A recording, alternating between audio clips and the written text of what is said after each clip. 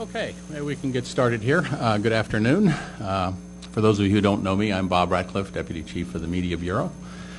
And I want to welcome you guys to the Media Bureau staff's workshop on the revised FCC Form 323, the biennial ownership report for commercial broadcast stations. Let me make a couple of things, preliminary things. There's a ownership chart that's over on this table here. If you don't have a copy of it, will be a good thing to have. This is what we're going to use as we walk through the form. Might give you an idea of what we're talking about as we fill out the form and how it might be different from the situations you face, so that you can ask us some questions about your particular problems, although we would like the questions, of course, to be of some general interest rather than just highly specific to your situation.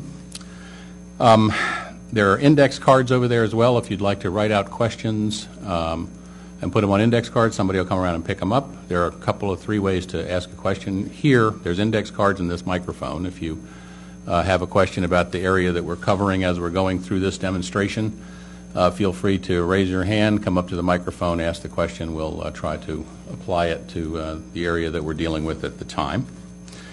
This is also being webcast, and therefore people who are watching this demonstration by webcast can ask questions by sending them to, let me see if I get this right here, the Form 323 at fcc.gov, I believe.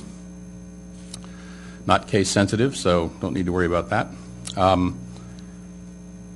The format for this is basically we're going to take this ownership structure. By the way, there are frequently asked questions which are on the web. There are also the printout versions of them over here, and a few copies of the form, hard copies of the form itself that you might want to look at. The format is we're just going to take this ownership structure and, at least with respect to the licensee, fill out the form completely, and we'll also make comments relevant to the parent companies that are involved in this particular ownership structure and how their report would differ.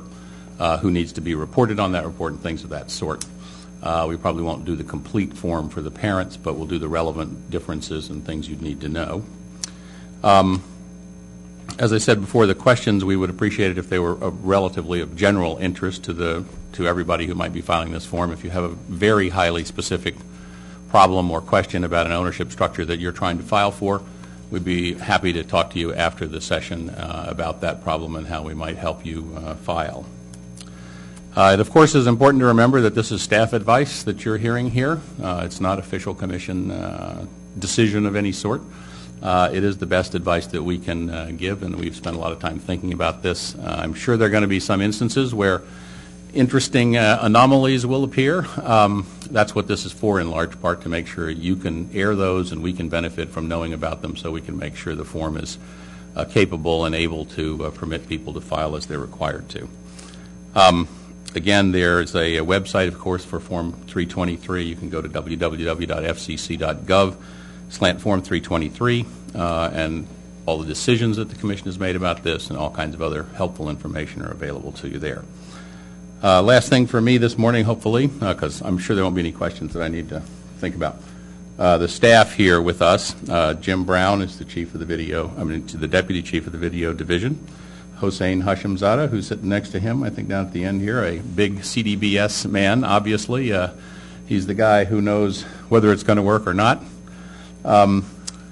Judy Herman is at the very end there, Assistant Division Chief of the Industry Analysis Division.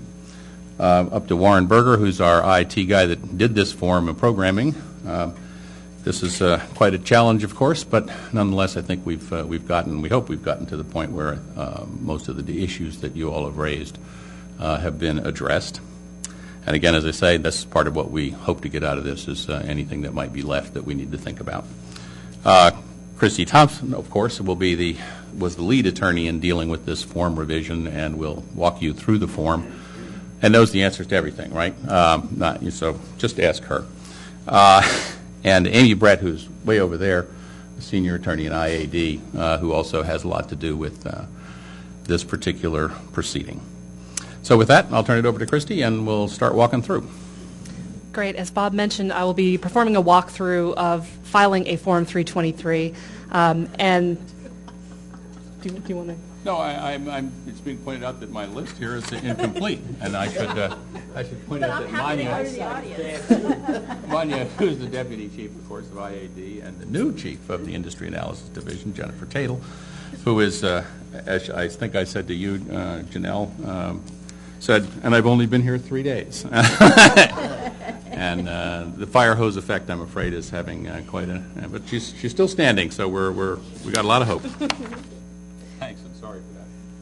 So I will go ahead and proceed with instructions on how to file a Form 323. As with all broadcast forms, this one is an electronic filing only, so you'll need to access the CDBS system in order to complete the filing. There's a couple of different ways that you can do that, but probably the easiest is to go to the FCC's main website, fcc.gov, and up here and click on the e-filing link, which will get you to all of the Commission's electronic filing systems. And then we'll go ahead and select CDBS down here and our account login page right there.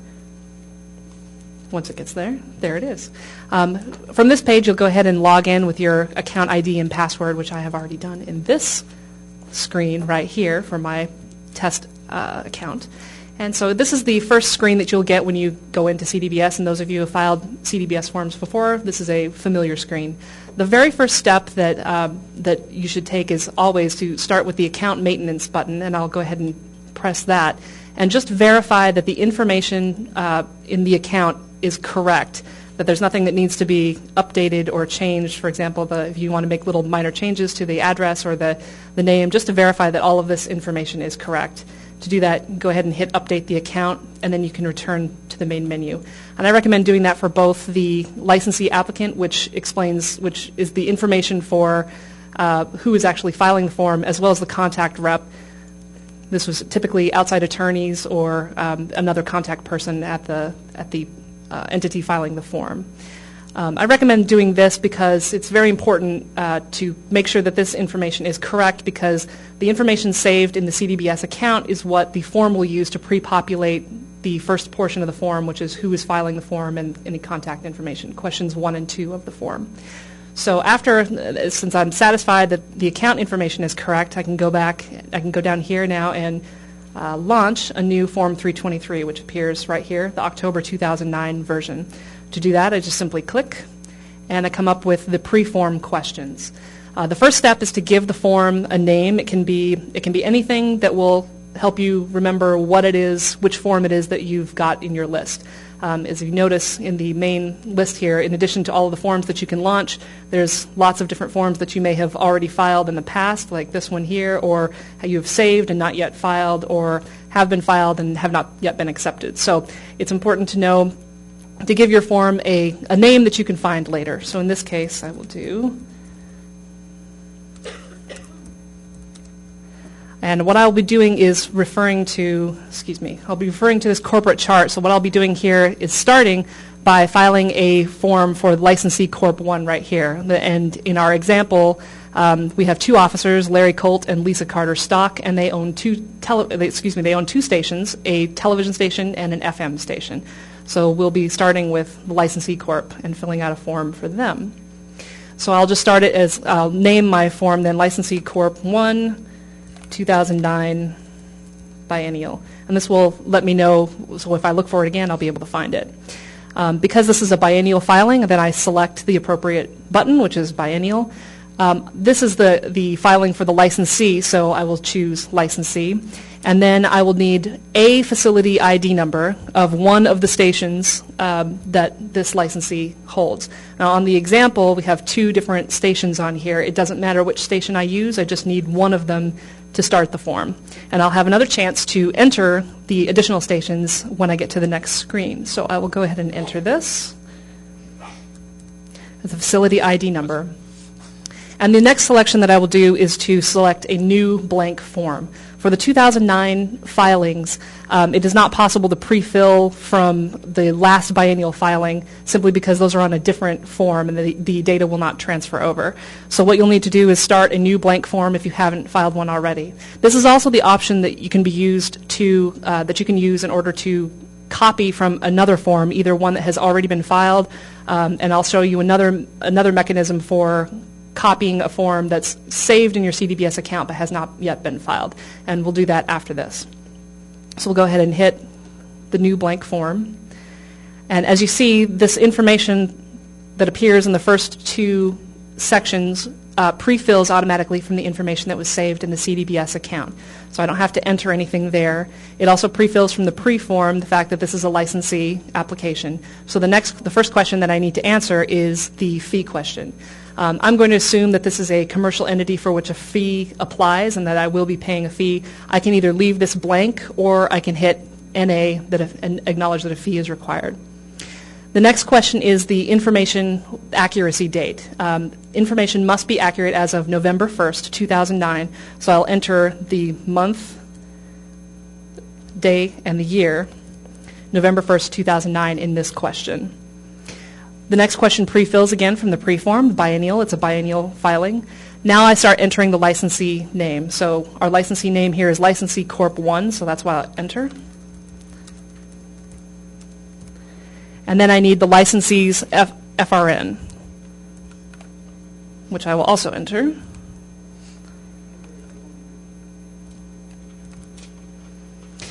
And here's the point where I get to enter in the additional stations. So in this button here, station information will generate the first subform. Now the first station that pops up is the one that I entered in the pre-form. Already lists everything in here. Now I can add a copy when I want to add a TV station on top of this, in addition to this FM station. So I'll add the TV station and its facility ID number, location,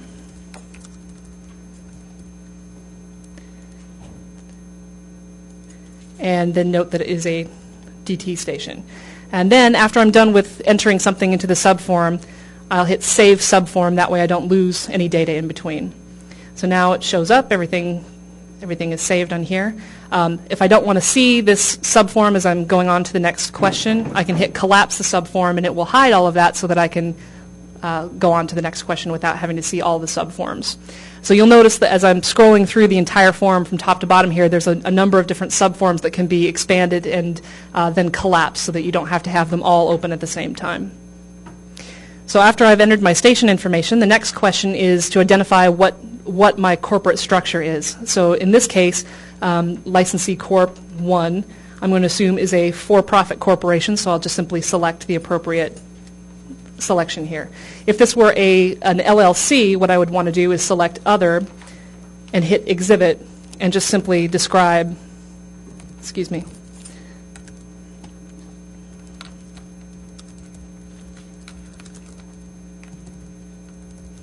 and just describe very briefly, it's an Other, it's an LLC, and then just go ahead and save this attachment. For this one, I won't need to do that though. I'll just go ahead and select For-Profit Corporation for this. This generates as you see, the form automatically generates only the sections that are necessary. Now when we filled out the pre-form questions, we noted that this was a biennial filing only. So if you'll notice, it went from Section 1, the general information, and skips now to Section 2B, which is the biennial ownership information. It does not generate Section 2A, which would only be filled out if you were filing a non-biennial form. So it goes directly to what you need to fill out for the biennial form. The first question on the biennial section is the contract information. Licensees or respondents that have a majority interest or exercise de facto control over licensee must respond to this question. All other entities, and we'll talk about other entities filing this form, would not fill out this question and would just select not applicable. In this example, I'm filling out a licensee's form, so I will in fact enter a contract information. This is another familiar setup here. We have another subform, and to generate and add a contract list, I will simply hit Add Copy, and then I simply describe and list the contracts, but I do not actually submit the contracts with this form. Don't attach any of the contracts to the Form 323. All we want is just the name, and what type of contract it is. And these are contracts that must be filed with the FCC under FCC's rules. So this is not contracts for catering services or other contracts, but only the contracts that the FCC is interested in seeing. So in this case, we'll say there is a network affiliation agreement.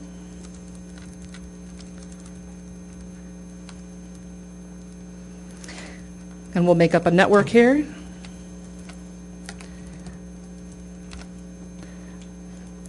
my high school English teacher is appalled at my typing skills, no doubt. And we'll go ahead and enter the date of execution and the date of expiration. And then note that this is a network affiliation agreement, so I'll just check the box for a network affiliation agreement. Once again, once I've entered in some data, I will go ahead and hit the Save button to make sure that it saves. And I highly encourage, as we all know, dealing with computer systems, save frequently. So make sure, I would recommend saving after you enter each listing here. So this is the only agreement that I want to enter in here, so if I'm happy with this information, I can go ahead and collapse the subform again and move on to the next question, which is capitalization. This is another question that only applies to licensees or entities that exercise de facto control over a licensee. So because this is a licensee application that I'm preparing, I'll go ahead and select the capitalization question and then add a new copy to start to add that up. In this one, just select the most appropriate choices. For this example, I'll say we have common stock, that it's voting, that there are, we'll just say there's 100 authorized shares, that 90 of them are issued and outstanding, there's none in the Treasury, and we have 10 that are unissued. And again, I will go ahead and save the subform so that I save that information, and then collapse it when I'm done with this information. It can be whatever describes the shares as appropriate. For question 3A, this is where the bulk of the ownership information will be entered in question 3A. This is another subform question, so I'll go ahead and select to add a copy to start listing the entities and persons that need to be listed in question 3A. The very first entry that I'm going to use, and the very first entry that should be included on every single form, is the entry for the entity filing the form itself. So in this case, I'm filing the form for this licensee Corp number 1, so the first entry that I will do will be for itself, licensee Corp 1.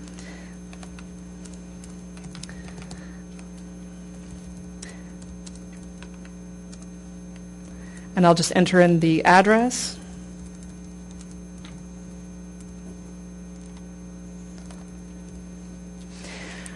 Then the next subpart of this question is to identify what type of listing this is.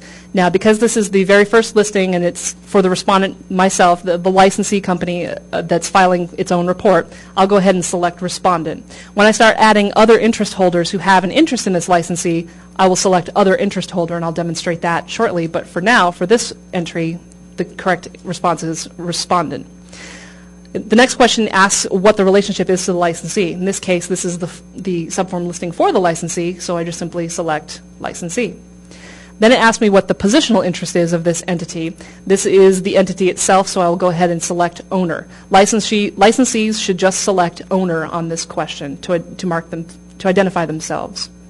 The next question is the FCC registration number, which I will go ahead and enter for this entity.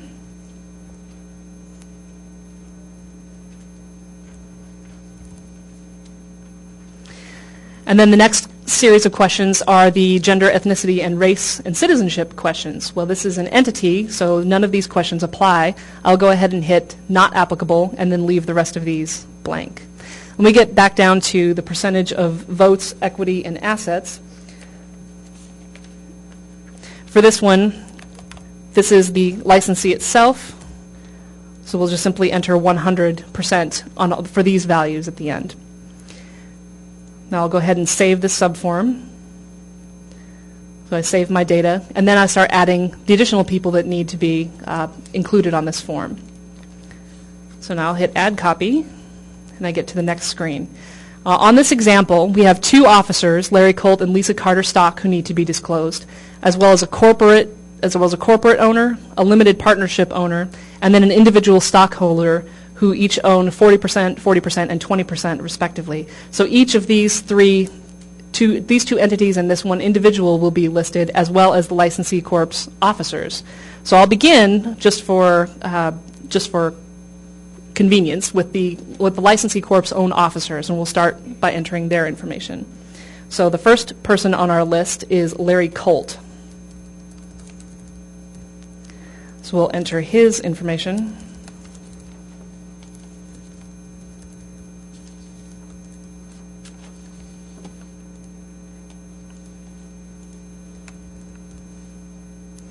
He is an other interest holder because he's not the licensee himself. He's not the respondent. He works for the respondent. He's an officer, but he's an other interest holder. He has positional interests, so we mark him as an other interest holder. He's also an officer or director of the licensee, so I select that option here. And I note that let's say he's an officer and a director. I can choose as many of these options as I want. In this case, I'll choose both officer and director. And then I will, if he were also perhaps the general manager of the station, I might add. If he had an additional title that you wanted to add, you could put that here for other as well. The FCC registration number, he has an individual FCC registration number, so I'll add that.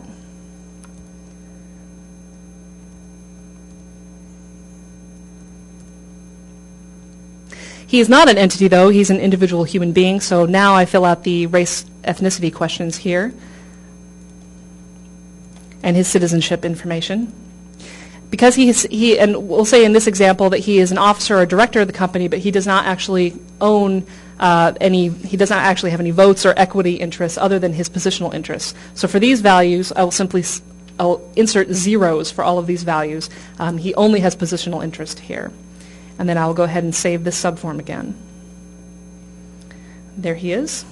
So I'll add the next officer on the list. The next officer on the list is Lisa Carter Stock.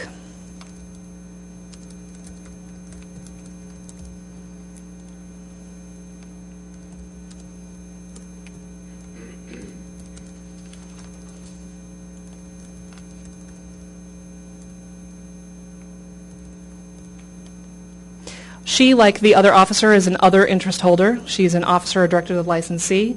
I can mark her as an officer and a director both, and then enter her personal FRN.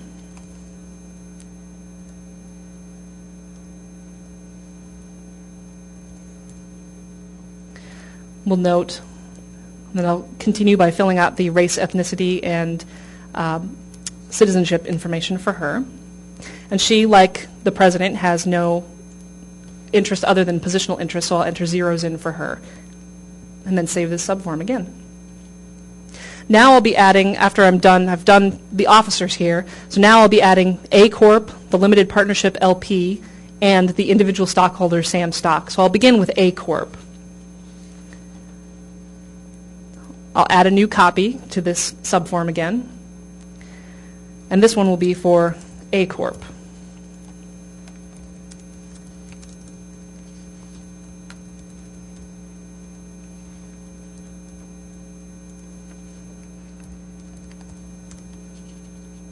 This is another other interest holder, not the respondent, so I'll select there. And this is an entity with an attributable interest. It's not the licensee itself, and it's not an individual human being, but it is an entity, so this is the appropriate selection, an entity with an attributable interest. Now we also know from the chart here that the A Corp is a 40% stockholder of licensee Corp 1. So for this positional interest question, I will identify it as a stockholder. Then I'll enter this entity's FRN.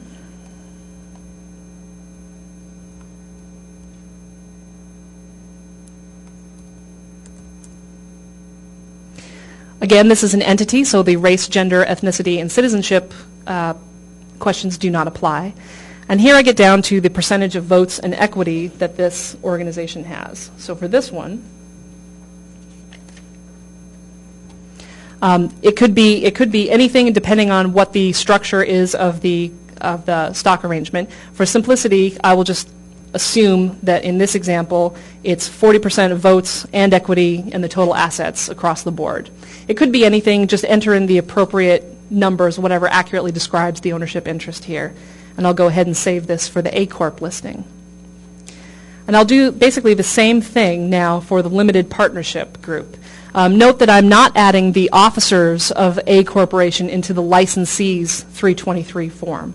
There will be another Form 323 that A Corp files for itself as an attributable interest holder where it will list its own officers.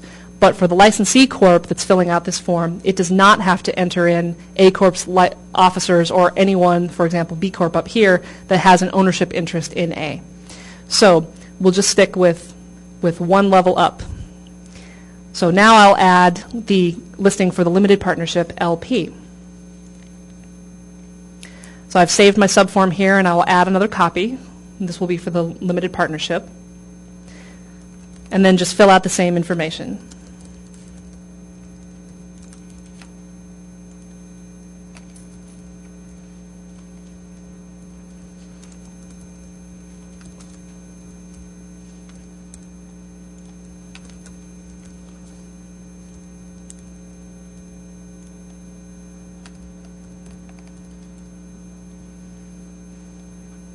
This, again, is another interest holder. It's also an entity with an attributable interest as a limited partnership. And in this case, we know from the chart here that it's a 40% stockholder in Licensee Corp. So it will also indicate that it is a stockholder of the Licensee Corp. And then we'll enter, the next stage is its registration, its FCC registration number.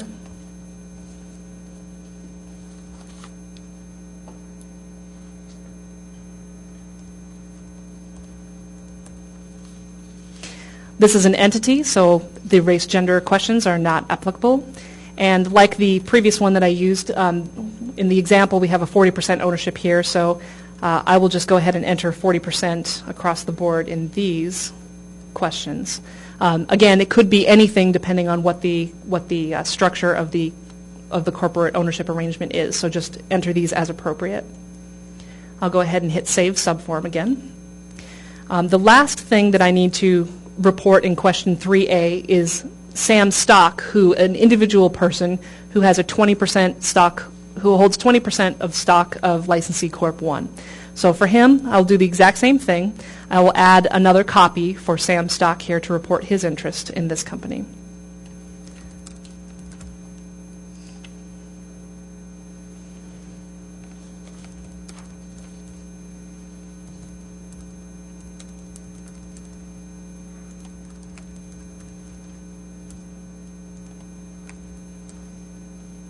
Again, he's an other interest holder. This time he's a person with an attributable interest, so I will mark him as a person with an attributable interest. And he is a stockholder. He owns 20% of the stock of the licensee company. In this case, I'm going to demonstrate now the special use FRN. As a stockholder, if the respondent, the licensee company, is unable to provide an FRN for him, you can use the special use FRN button to generate one for the purposes of completing this filing. So to do this, if I don't have an FRN here, I will go ahead and hit the special use FRN, which will generate the pop-up explaining the purpose of the FRN. Would you like to? It's just a little hard to read right there, right?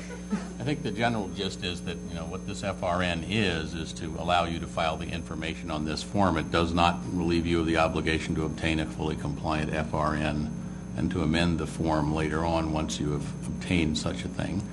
We realize that there may be further considerations to be had with respect to that difficulty that we've heard expressed by the bar.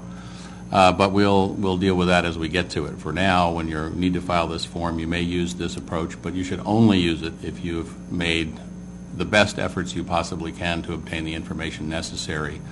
As the General Counsel, I think, explained in some of the meetings here, this is derived from the Commission's obligation under the Debt Collection Act to be able to identify people doing business with the Commission. One can debate whether or not these people are doing business with the Commission. The Commission's view is that they are if they have an attributable interest in the licensee. And I think it's important to point out here as well that only interests being reported here are those that are attributable in the licensee, and I think Christy will show you that as she does Corporation A. That's right. Okay, great. So to finish generating the special use FRN, once I've read through the pop-up here, I'll go ahead and hit OK, and the system will automatically generate a special use FRN for me to use, and it already fills it in right there. Now this is an individual human being again, so I'll go ahead and fill out the ethnicity information here. Sure, absolutely. Sure. Because Sam Stock may have interest in licensee A, next one, will you copy that down, that special use FRN, so that we can use that in the next form, or do you have to generate a new special use FRN every time you get to his name? It would be preferable. A different one for each one, correct? Yeah. Corporation B, it should be the same as they use in Corporation A. So the system will recognize that automatically, or do This- you need to copy that number and use that number moving forward? You'll need to copy that number and use it going forward. In other words, if you take the one that's generated from the first time you do it, and that guy has an interest elsewhere, you can enter that number rather than generating that. So, write it down. It's consistent with the theory that we only want you to use one FRN per entity or individual. And these FRNs are only to be used for purposes of this filing. They can't be used for any other purpose at the FCC. Special use FRNs. The special use FRN. For biennial filing, not for non-biennial filing or any ownership filing. Right now, we're using them for biennial filings. Only for the biennial Yeah, ownership but you form. can't use them for any other application or any other FCC purpose. On a related note, suppose that Sam Stock had an interest in a licensee that I don't represent, and I'm not filling out the form, and this other licensee's counsel is also encountering a similar problem. What do we do then? Would we both be generating special use FRNs, or would the first person to get there generate the special use FRN? And it creates a bit of a coordination issue, I guess.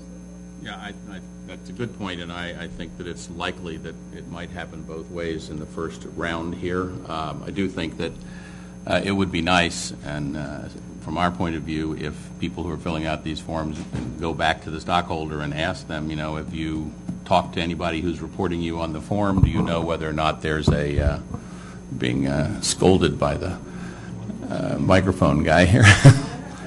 That we go back to those people and try and find out whether they have knowledge that they've been reported on another form already, and if so, then who did it for you, so you could contact them and get the FRN. It's, I agree, a coordination problem, and I would imagine that it might happen we get more than one special use FRN for an individual sometimes. And this is why we don't like special use FRNs, by the way. They're intended to be interim. Okay, so And the acronym for them is SUFFRN, if you'll read the... we'll go ahead and I'll complete the entry here for Sam Stock. Again, on the example, he owns a 20% stock interest in this company, so for simplicity, I'll just go ahead and enter him as a 20% owner here in these boxes. And I'll go ahead and hit Save Subform. And I am finished now with entering information into question 3A. Was there another question? Yes, on the percentage of those equity and stock, you had entered 100% for the licensee. So it seems inconsistent if there's already 100% in the licensee that you've also got 40, 40, and 20, because you end up with 200%. The figures in those questions don't have to add up to 100%. They just need to accurately represent whatever the ownership interest is. We don't anticipate that there will be... Excuse me, can you please go to the microphone because the people that are listening on the web can't hear us. Sorry.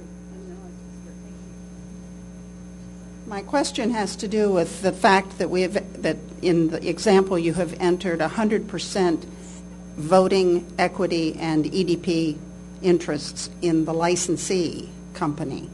And I question that because in reality you're saying that the stock and the equity, the equity and the votes for the company are held by the parent company, the partnership, and the stockholder. It's a good point. I think we're using it as a proxy for the fact that this is the licensee. We will know because this is the licensee and it indicates on the form that it is the licensee that's filing, that 100% simply means this is the licensee and it's all the stock is being held in this entity.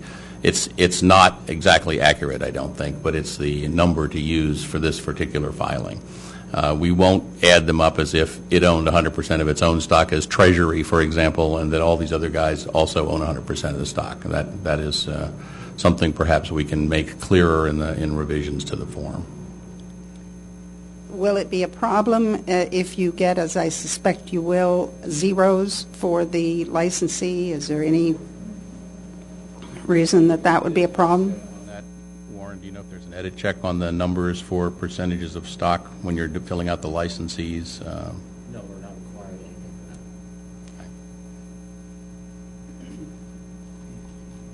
for that. Okay, Okay, so I'll proceed now, and I'm finished entering information into question 3A here, so I'll go ahead and collapse the subform back down so that I can more easily see the remaining questions. The next question is a certification question.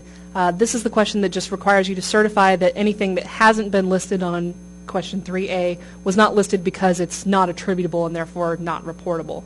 So I'll go ahead and select yes. If I can't answer yes to that question, I'll need to attach an exhibit here as Exhibit 3. For the purposes of this example, we'll just say yes. The next question, question 3C, has to do with other broadcast interests that persons or entities reported on the form have an interest in. In this case, in my example, I have Sam Stock here, who's a 20% stockholder owner of Licensee Corp 1, but he also is the 100% stockholder of Licensee Corp 2, which has another station, KFCC AM, in this example.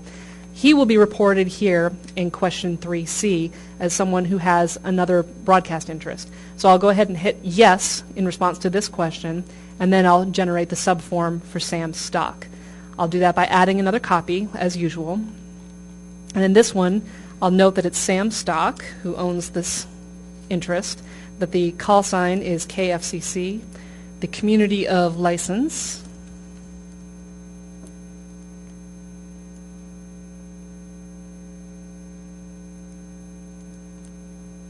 and then the facility ID number and the ownership interest here.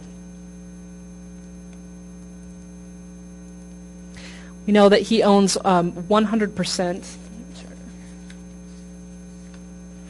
He's the 100% stockholder in this company, so we'll go ahead and list him as 100%, and he's the stockholder here. And I'll go ahead and hit Save Subform to note his 100% interest in this other station here, and then I'm finished with him. So I'll go ahead and collapse the subform back down again. Might not be.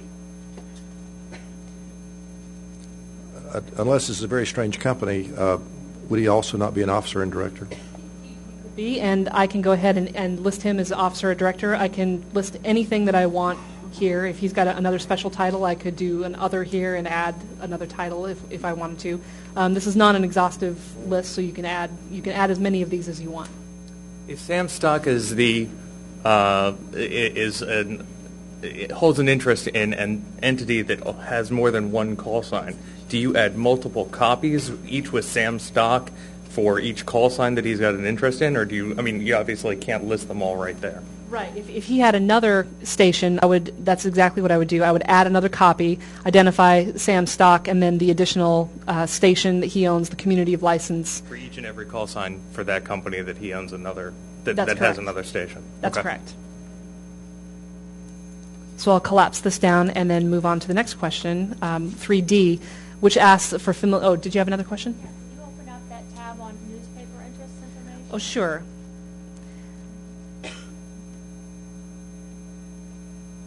Here's what the tab for the newspaper interest. It looks very similar, except for it doesn't have call signs, obviously. It just has the name of the newspaper and the location. Okay, so I'll collapse this. Or Lisa Carter had other interests, would they be listed, or is it just for, I mean, because I thought it says any attributable interest holder. That's correct. If the officers of the licensee themselves were attributable interest holders in another broadcast station, for example, yes, they would also be reported in that question. Okay. Mm-hmm. So it's just any interest? Any attributable interest holder who's reported on this form who also has another attributable interest in another broadcast station would be listed there. Thank you. Suppose that B Corp was also held an attributable interest in a licensee that's not listed here on this chart. Which corporation? B Corp. So it has an attributable interest in Licensee Corp 1, but it also is a direct investor in another licensee. Pardon? Assuming it has an attributable interest in licensee, it doesn't have an attributable interest in Licensee Corp 1 under this example. Anyway. Under this example. Well, I guess if you don't mind me changing the example somewhat. So suppose that... Suppose it has a 50% interest or 20%. Right. Or 20%? Suppose it has an attributable interest. in licensee Corp 1 and an attributable interest in another licensee. Under this scenario, would you then have to report the broadcast interests of B Corp in the other licensee in this form? No, because this is only the form reporting the licensee Corp and its attributable holders. B Corp has, if we assume that B Corp has an attributable interest eventually in the licensee, it does, but there's an intermediary company in between. Licensee Corp is not going to report B Corp or any other, assume there's a C Corp and a D Corp and an E Corp, and each of them also have attributable interest. Those do not appear on licensee Corp's form. So in other words, when we're talking about an attributable interest in licensee Corp 1, we're talking about a direct attributable interest. That's correct. Yeah, if B Corp had an attributable interest in the licensee, it would file its own Form 323 in which it would report the fact that it owns A Corp. If there were a C Corp on top of B Corp would report C Corp. But yes, when we get down here to the licensee is only reporting one level above itself. We just opened, I think someone asked to open the newspaper Oh, we did, yeah. form? Okay. Yeah. Isn't that where we have one little glitch we need to talk about? Is that the one where the deletion doesn't work? I don't know if it's this one. Okay. Okay, yeah, so just to note, there is a technical glitch in this question for the newspaper interest. It's not possible to delete, or excuse me, if you try and delete multiple listings here, it deletes the last one instead of the one that's selected for deletion. You're supposed to be able to select which one you're going to delete, and if you select that, it'll delete the last one you entered rather than the one you selected. And we, as Warren said, will fix that by tomorrow, hopefully. But in the meantime, if you're filing this form, you should be careful about that if you're trying to use selected as a deletion process. Okay, so the next question are the familial relationships. This is another subform, so we'll assume here in the example that Lisa Carter Stock and Sam Stock are married. So for here, I will go ahead and hit yes, that there are two of the people who are listed on this form do have a familial relationship, and I'll hit my add copy button again, and then enter their names,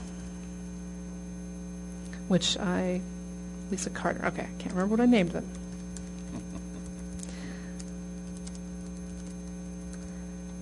And identify them as married, and I'll go ahead and save that subform. And there they are. And then I can go ahead and collapse that back down again. The next question, part E, is, sorry, a question? If there were other officers and someone was a spouse and a child, I mean, is there a way to select multiple buttons? I notice now you can't do that, but is there a way, instead of having to list Lisa Carter twice if she was a spouse and a child, like if her father was also an attributable? Not right now. You just put a different entry and put the other person and then the relationship with that person. It would be a bit confusing if we ended up with a spouse button checked and a siblings button checked, for example. So Could be illegal. So what we would need to do in that case is add another copy. So for example, if Lisa Carter Stock were the daughter of one of our other officers here, Larry Colt, we could identify them as a parent-child relationship here and then just save that. Okay, so we'll collapse that. The next question here is subpart E, the attribution exemption. If you are seeking an attribution exemption, this is the question where you answer if you are. If you are, you go ahead and hit the button to enter that information. In this example, we'll just assume we're not asking for any attribution exemptions here. The next question are respondents' interest held. Now, this is a licensee's application. This question is not applicable to licensees. Question 4 is only going to be filled out and completed by organizations that are above the licensee in the ownership change. So, for example, A Corp would fill this out, and Limited Partnership LP here would also fill this out. But licensee, because the licensee is the ultimate licensee and doesn't own anyone below itself, doesn't fill this out. Just go back to this page here. Okay, so for this question, we'll go ahead and hit not applicable in response to question 4. The last question is the organizational chart, and this is the question that is only applicable to licensees. Licensees should answer this question. If you're not a licensee, you'd go ahead and hit not applicable here, but because this is a licensee application, I'll go ahead and launch Exhibit 5. Exhibit 5 will ask me to add an attachment, which I will do here. I will go ahead and add, here's my ownership chart. You'll notice I have a Microsoft Word version and I have a PDF version. Make sure you attach the PDF versions. The system will only accept PDFs. So I'm going to go ahead and select the PDF and then give it a description. In this case, I will say this is Licensee Corp 1's corporate structure chart. And I'll go ahead and add that attachment here. And as you see, when it's been successfully uploaded, you'll see the chart right down here. It automatically uploads it. And I can go ahead and, if I want to, I can open this up and make sure that it loaded correctly. And here's the attributable ownership interest chart for this organization. And we'll talk about this a little bit more. But like we discussed, this is the complete organization. Under this example, B Corp does not have an attributable interest. Therefore, on the chart that I just generated, you'll notice B Corp is missing here. It doesn't get reported. It doesn't get included on this chart. The same is true with the limited partnership. There's an insulated partner who won't be listed because she is an insulated partner here. She's not listed on the chart that I submit to the FCC here. The same is true down here. Sam Stock, we know, owns a piece, he owns 100% of Licensee Corp 2. However, this is the ownership report for Licensee Corp 1. We're not interested in this information that Sam Stock has. We're only interested in the corporate structure for Licensee Corp 1. So you'll see that is also not included on this chart.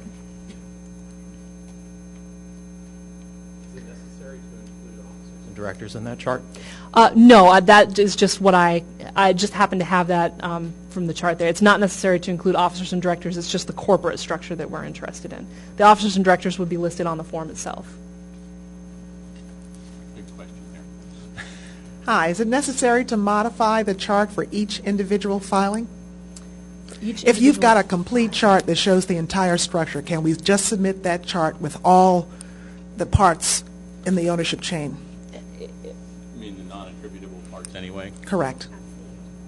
Sure. So if we've got one beautiful corporate chart, can we use that very same chart for everything? If you want to give us additional information that it's not necessarily required, of course, we're happy to take that. If you don't want to make up a new chart that only has the attributable interest but want to supply more information, absolutely. Or if it just has the attributable interest of the entire company, because you've still got to file multiple ownership reports for everyone. There's only one chart that ever gets submitted, and that belongs to the licensee, and it needs to be a complete chart of the entire corporate chain. So the answer to that is yes. Okay. Yeah, sorry. Yeah. In question 3A, if Lisa Carter Stock herself held 3% of the shares of the company, I know I'm changing the facts of the situation. So, but that makes her effectively a stockholder, although not attributable as a stockholder.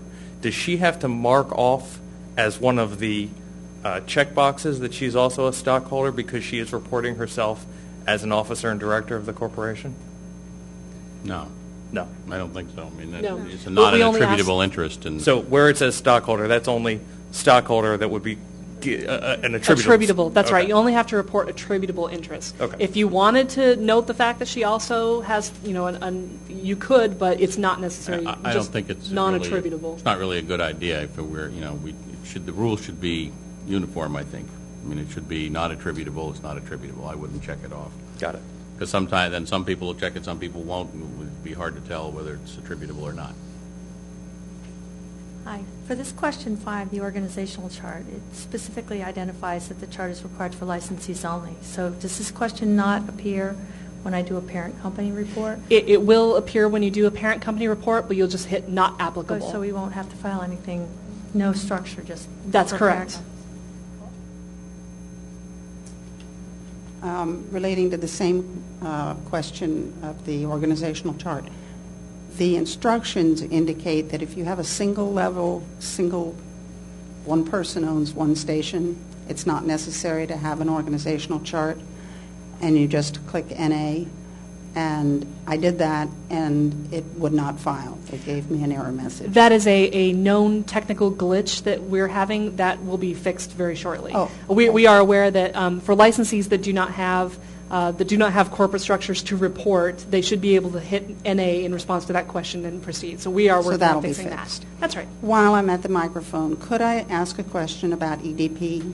Sure. Under the rules, that's a, as you know, a unique situation that does not apply in many corporate situations, licensee situations. In your example, you have indicated that whatever the voting stock and the equity was also the total asset EDP interest, which is not the case if EDP is not triggered. Right. You should report whatever EDP there is. It could be zero. So it could be zero. Right. And you should Okay, report thank zero you. if you don't have an EDP relationship, an attributable EDP relationship. Excellent. Thank you. Hi. I have an emailed question that I'm going to read because I don't understand it. That's bad intro. Is every stockholder, in question 3A, mind you, is every stockholder required to place a value in the, quote, percentage of total assets, equity, debt, plus, end quote, even though the FCC's EDP rule would not apply to them, i.e., they hold no debt nor have any other media interest in the market? No, I think you answer zero. Okay. If it's not an attributable EDP relationship. You have to put You a number in. have to put something in, but you put a zero. Okay. Thank you. Okay, I will go ahead and then finish up with this. The attachment entry here, I've got my chart, it's been uploaded, so I will go ahead and go to previous and then save this as a description. This is the chart. Do I have to do? Oh, I'm sorry. Okay, oh, that's right, I'm sorry, just previous. Here we go. Okay. There's still a text box there, right?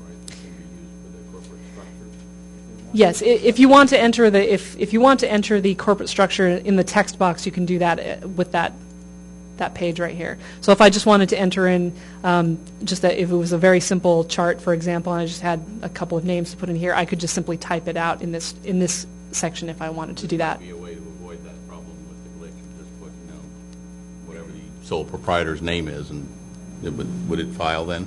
No, but the other problem is fixed. Not fixed. It's just not released to production yet. So that will be fixed. The NA part. The last stage here, I'm now finished with section 2B, where I'm filling out the biennial ownership information, and now I just get to the certification section. So here, I will go ahead and have Larry Colt here fill out the rest of the form. His signature.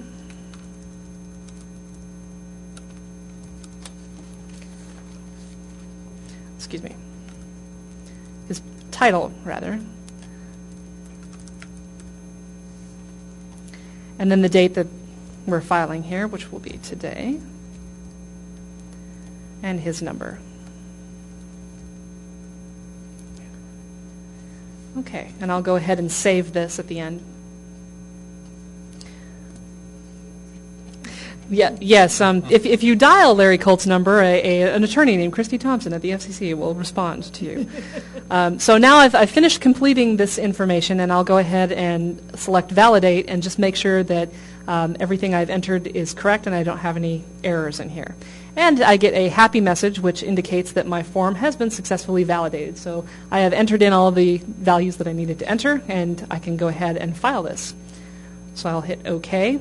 And then return to the menu here, where I will scroll down and find my filing right here. It shows up as valid, so I will go ahead and proceed with filing. To file the form, what I'll want to do is I'll hit the select button to indicate this is the form that I want to file. I note that it's valid, so it's ready to go, and I will go ahead and hit File Form. It will ask me if I'm really, really sure that I really want to file this. It's very important at some some folks have encountered problems where they validate the form and think they've actually filed it. That's not correct. It's very important that once you've validated that you go back to this main menu, select it, and then hit File Form. So that is what I'm doing. It's asking me if I really want to file it. I say OK. My last step is to enter my FRN and the password, which I will do now.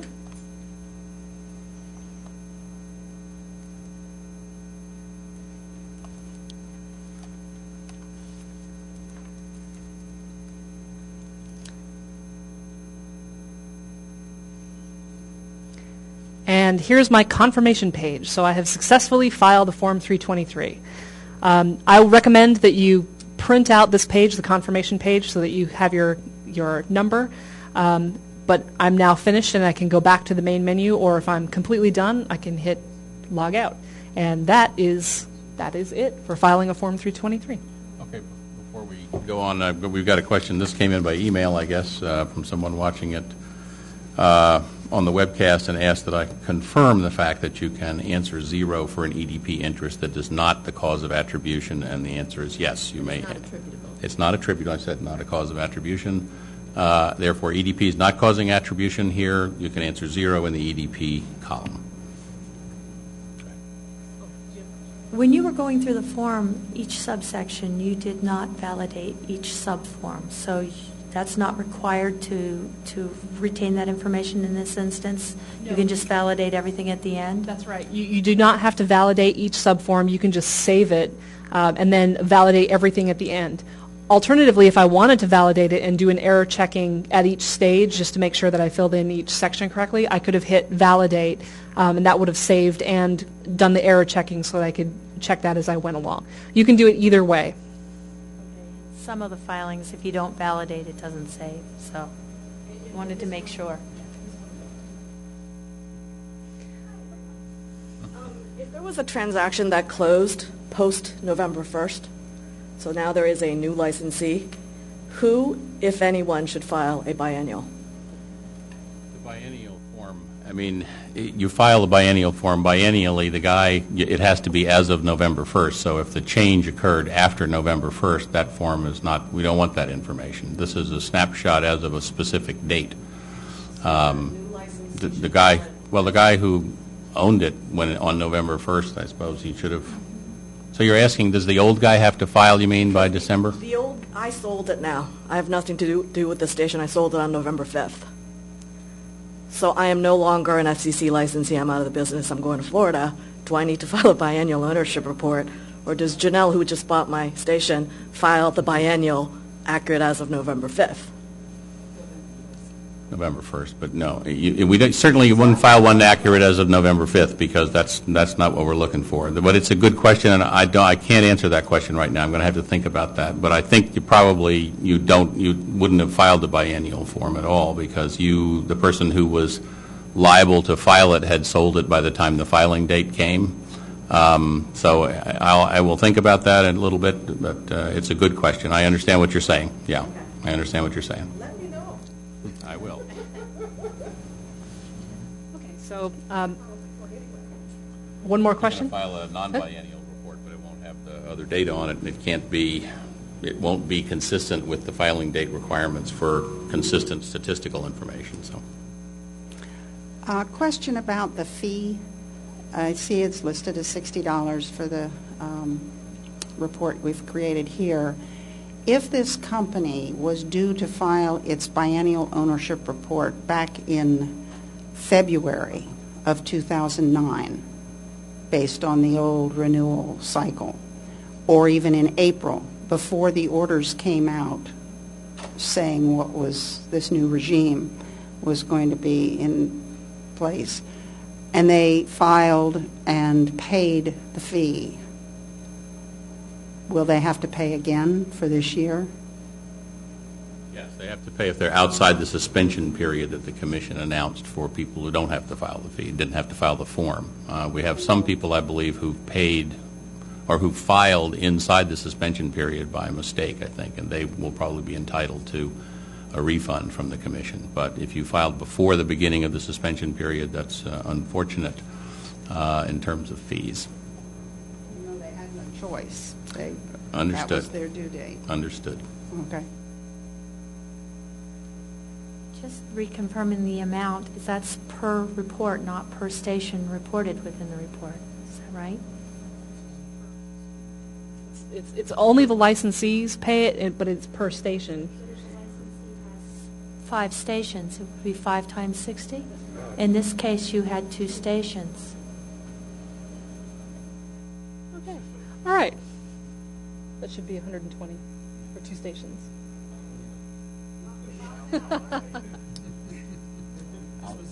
This was on discount. Yeah, today's sale day, Black Friday.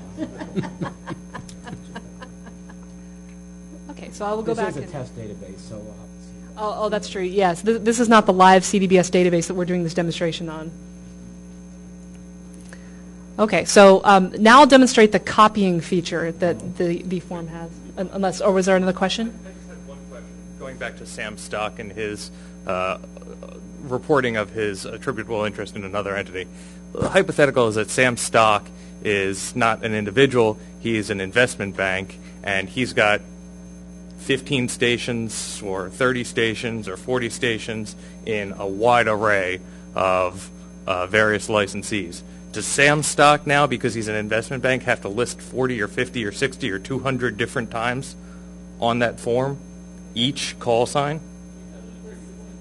Those stations? If it's attributable. If it's not attributable, because he's got a waiver or because he doesn't have any control over those, then obviously he doesn't have to report it there. He'll have to report it in the non-attributable. There will have to be a non-attributable statement, correct? If he's asked for a waiver of attribution? If he's asking for a waiver of attribution. Yeah, you have to file an exhibit with the commission and ask for a waiver of attribution, which, that the commission would have to rule on that.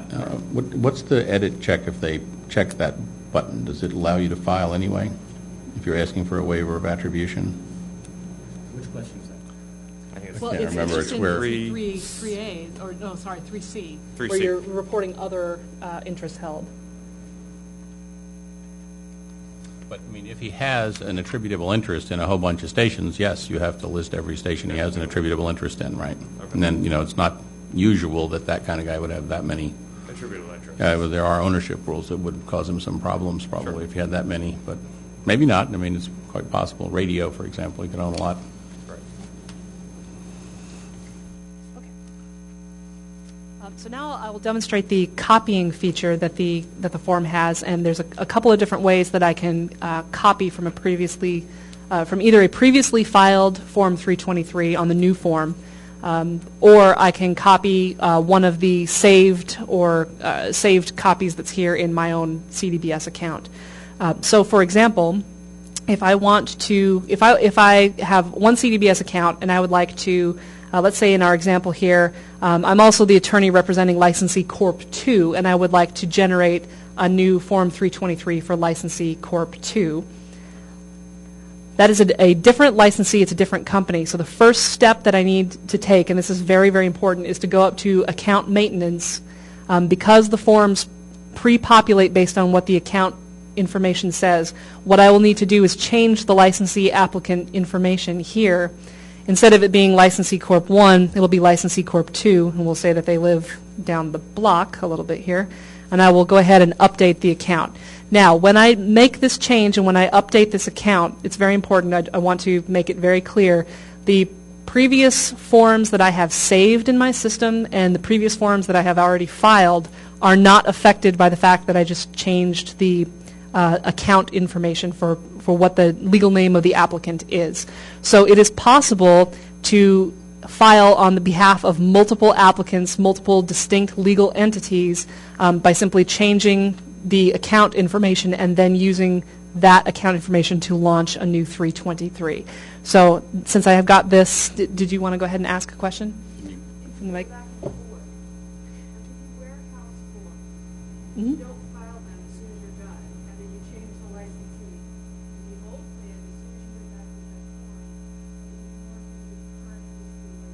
Right. The question is that under the old CDBS system, what would happen is if you change the licensee information or change the account information and then tried to go back into a form that was saved but not yet filed, what would happen is the new account information would overwrite the old account information. That does not happen on Form 323. That overwriting problem has been fixed on this so that you can generate multiple different account information onto new 323s without overwriting old copies that you have saved or filed.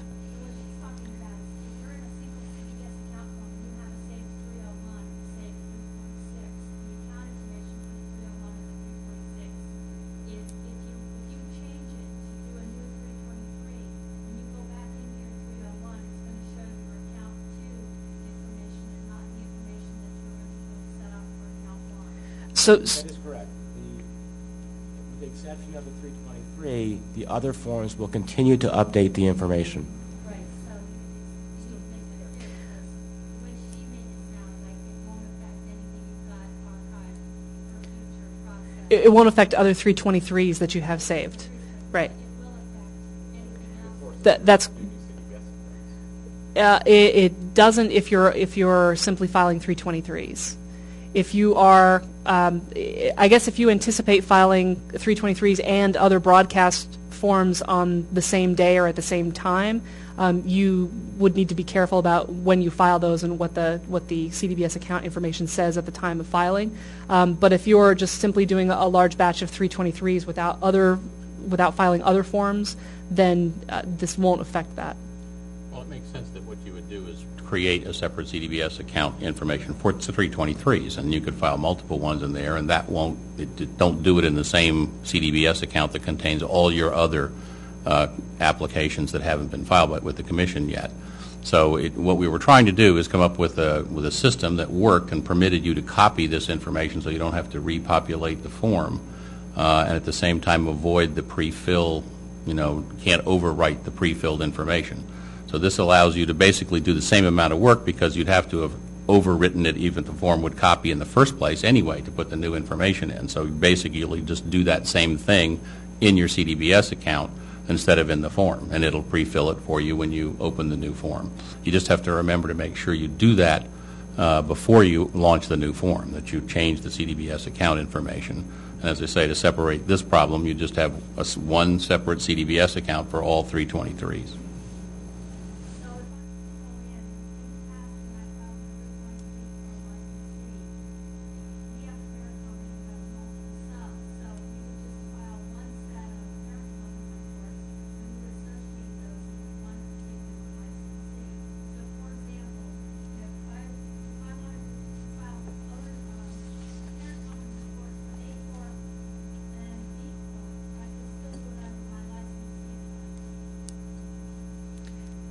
Yes, you could. Yes.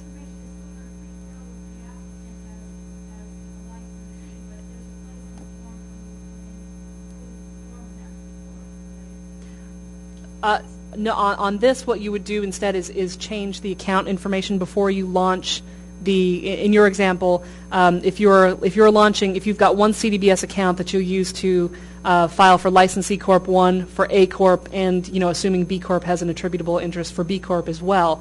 Actually, what you will do is launch one form for licensee Corp, change the account information, then launch for A Corp, change the account information, and then launch for B Corp. By launch, you mean start? Yes, starting it. Okay. So I will go ahead and in this example, I will go ahead and update the account here. So it's licensee Corp 2 if I were going to file for licensee Corp 2, and I'll go ahead and return to the main menu.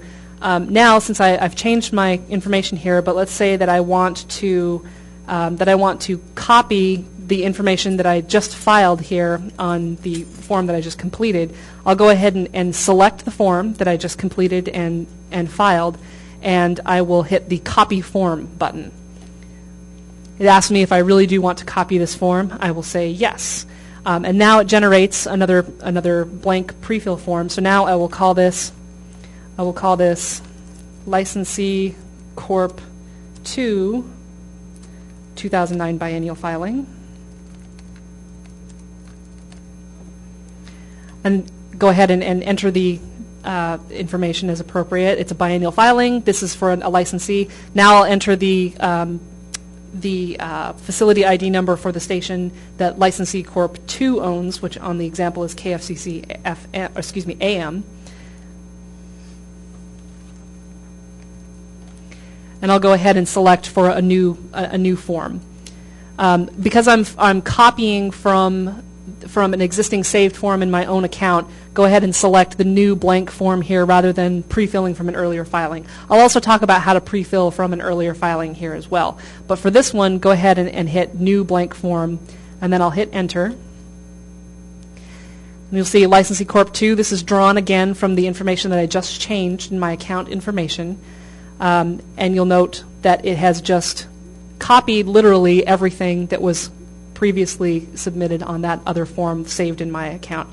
So now what I can do is I can go through here and make any changes that I need to. For example, the licensee information, I need to change this to reference my licensee information, which is licensee Corp 2, put in a new FRN here, and then delete the stations that don't apply to me and change this to KFCC and just edit this as appropriate.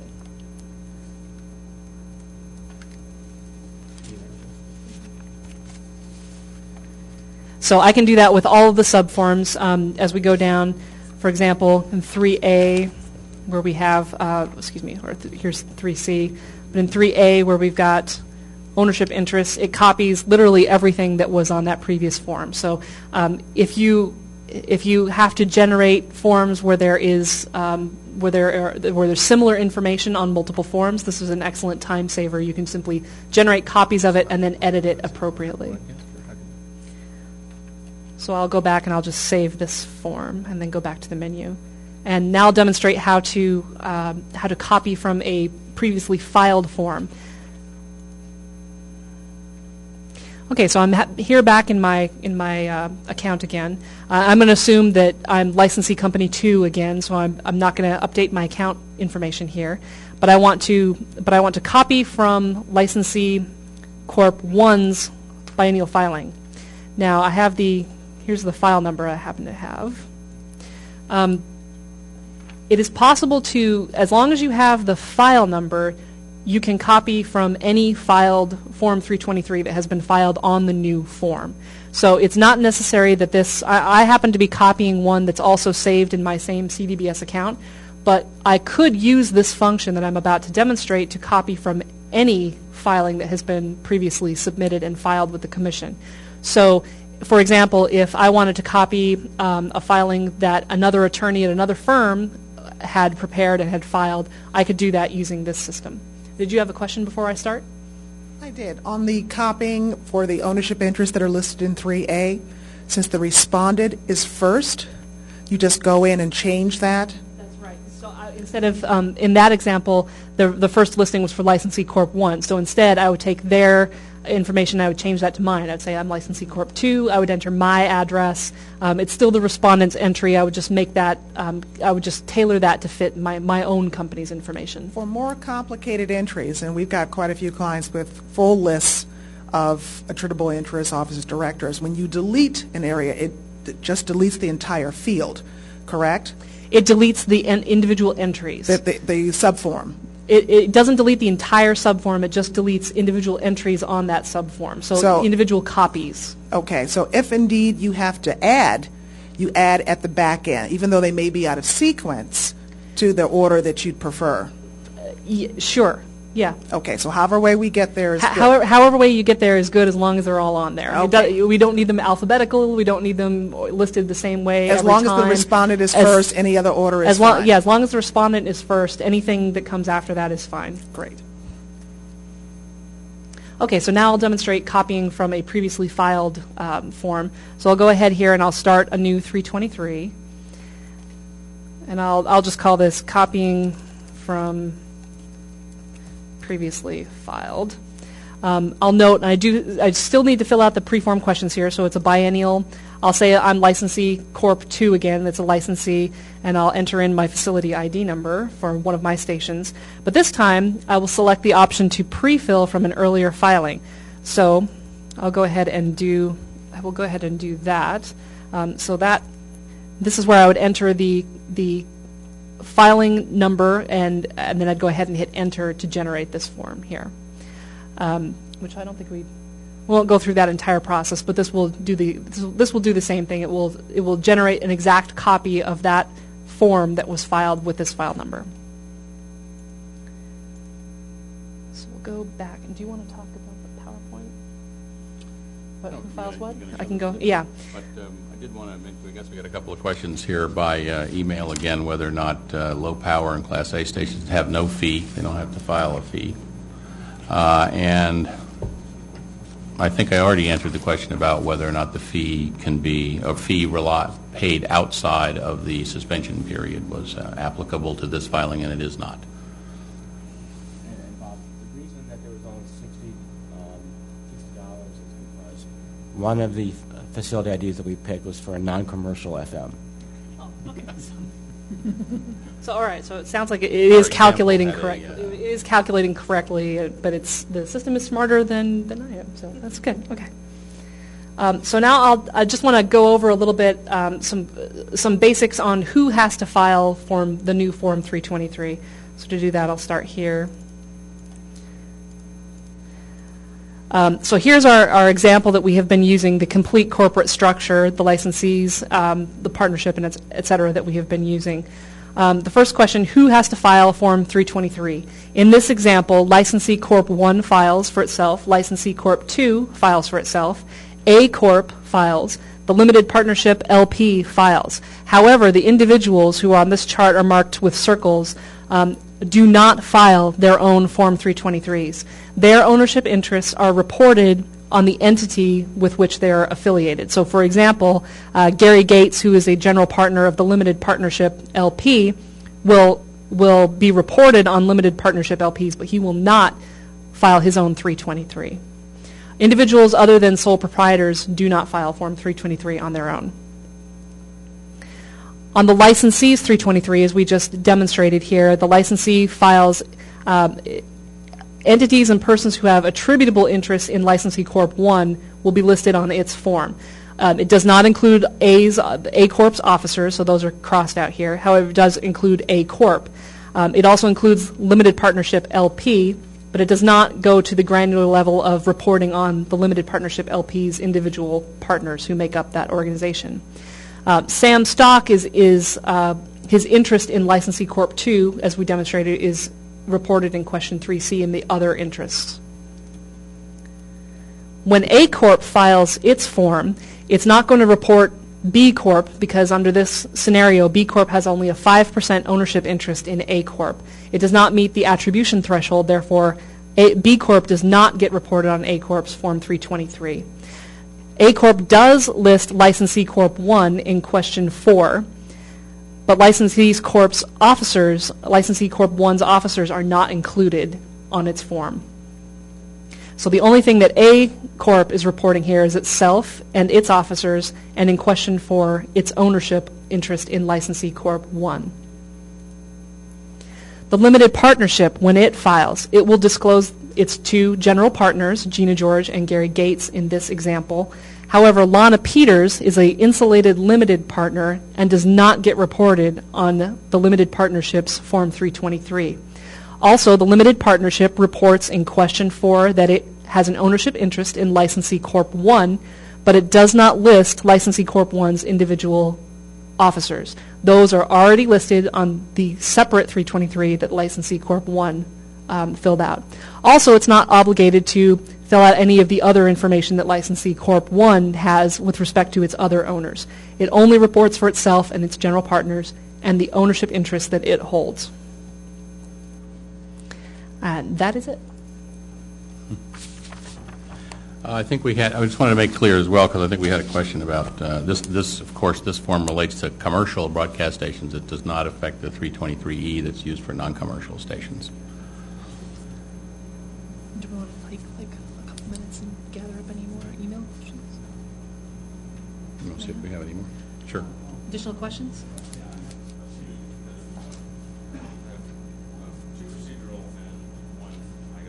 Procedural and substantive. In Section 2B, Item 3A, when you're inserting the information about addresses, if you have a foreign individual that you're reporting who lives abroad, currently the form won't validate unless you have a state inserted in that field. Should we use ZZ? Is that what that is there for? It's one of the. This is Item 3A in Section 2B. If you have an individual who lives abroad, and so they've inserted the country in the country field, the subform won't validate unless you also indicate a state. But I notice that there is ZZ is one of the options. Should that be the default for a foreign or someone who lives abroad?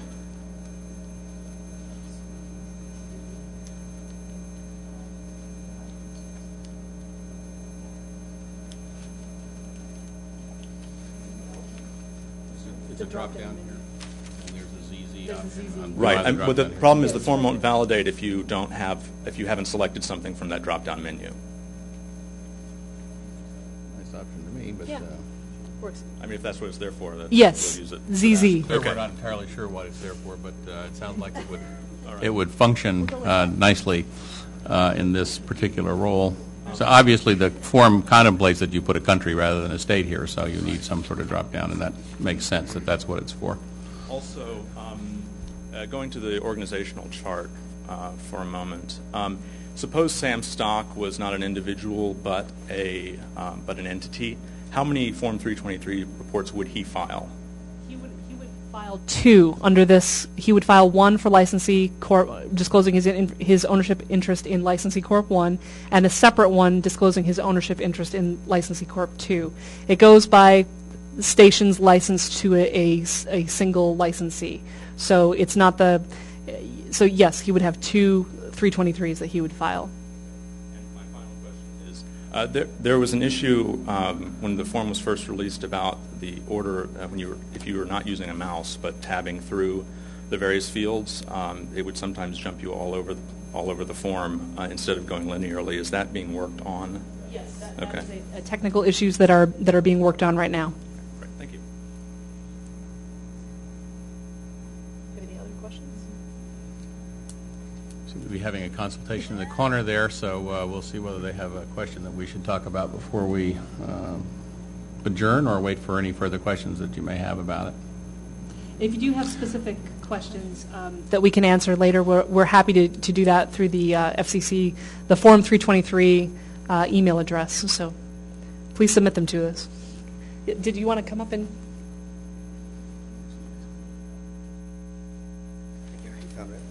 I received a question earlier today for the parent structures, and the question was regarding facility ID. And in the past, they'd been able to use 0, and I think the answer may be, but I'm not sure, that you would use any of the call signs facility IDs. Is that correct? That's correct. Under the old 323 system, when a parent company would file, they would simply enter 0 in that initial, give us the facility ID number to launch the form. In this case, you can't use 0, just choose any of the stations that are included on that report. It doesn't matter which one it uses. Another question we've had in a similar vein for someone else who said, well, what if I'm a parent company and then the licensee sells off those stations, so in future biennial reports, what do I do? It doesn't matter. Go ahead and choose whichever. If, for example, the licensee were to sell every single one of those stations, get a whole new set of stations with new facility ID numbers before the next biennial go round, that's fine. Just go ahead and enter any one of those new stations in there to launch the form. So it can be any one of those stations. Thanks.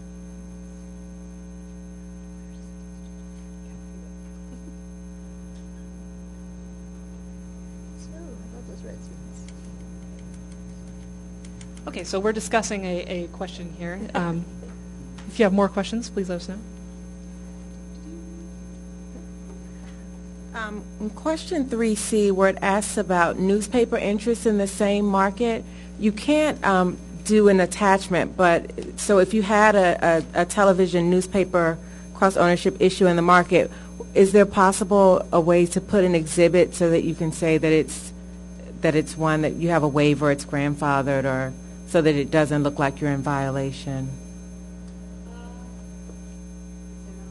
There's there's no exhibit in there right now, but not on this form. I mean, there's.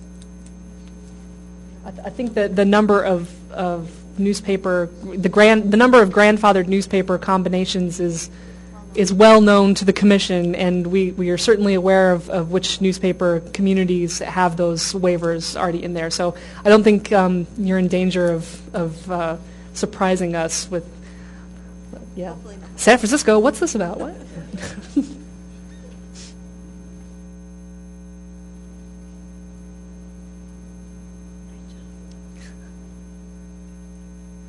Quick question. For the contract section, I don't remember whether month was required on the previous form. I know it's required on the new form.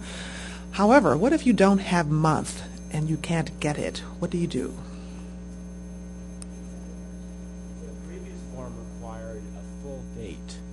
And what happened was, when people didn't know things, they would leave it blank and they would put in some words like perpetual, which was not good for the database.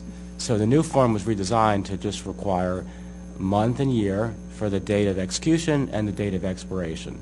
Recognizing that some things never expire, there's a no expiration date checkbox. Right. Now, as far as you're saying date of execution, you don't know what month? January? Is that an edit check if you put? Yeah, you have to have a month. So what if Right. if you put in unknown or something like that? Will it? No, it has to be a month. So is it sufficient just to put January and whatever the year, if you don't know? If you don't know, I don't see any other option right Okay. How yeah. Okay. We may come up with a better answer for that, or another option. You know, a code or something in addition to the numbers. But let us think about. Yeah, we'll think about it and get back to you.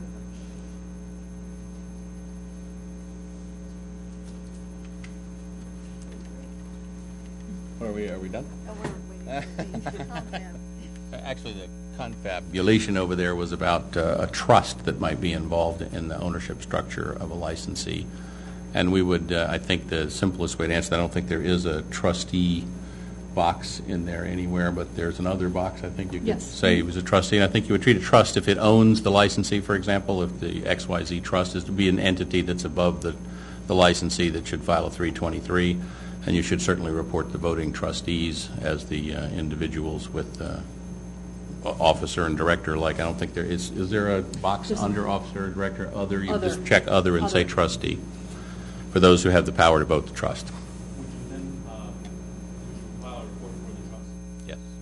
If there's no ownership of the trust? I guess the question is if you filed a report for the trust, if you were to file a report for the trust, who would you indicate as the owner? Well, it doesn't have to be. It's what it owns that's important to us. But in the three, if you filed a separate report for the trust, in Section 2B, Item 3A, where you identify the respondent and those with an ownership interest in it, you would. It's just the respondent, and the trustee is the equivalent of the officer, right? Who votes? Well, you put other and put trustee in that box, right? I mean, you don't have to. Yeah, so the trust would have a listing, and then the trustee. Are you talking about like the beneficial owner of the trust? Is that what you're talking about? I guess it's more of a. And there is an owner of a trust in the sense of who's entitled to the benefits of the trust, right? So it would be 100% of the voting for the trustee, and that would be it. Essentially. Yeah, and attribution tracks who can vote the trust's interests. You know, so yes, you would report the trustee who has the right to vote, whoever has the right to vote the trust. I mean, if it's a voting stock trust, for example, you would have to know who has that power. But there would just be no ostensibility. There would. The question is, you know, who do you put down as the? I'm sorry. Let's look at the specific question you're. Well, I guess it was. I guess my larger question was whether it was required whether it would be required to file a separate report for the trust. Yeah. And if it has an attributable interest in the licensee, it has to file a 323. It's an entity. It'll have an EIN. It'll have all those things that are necessary to file. Mm-hmm.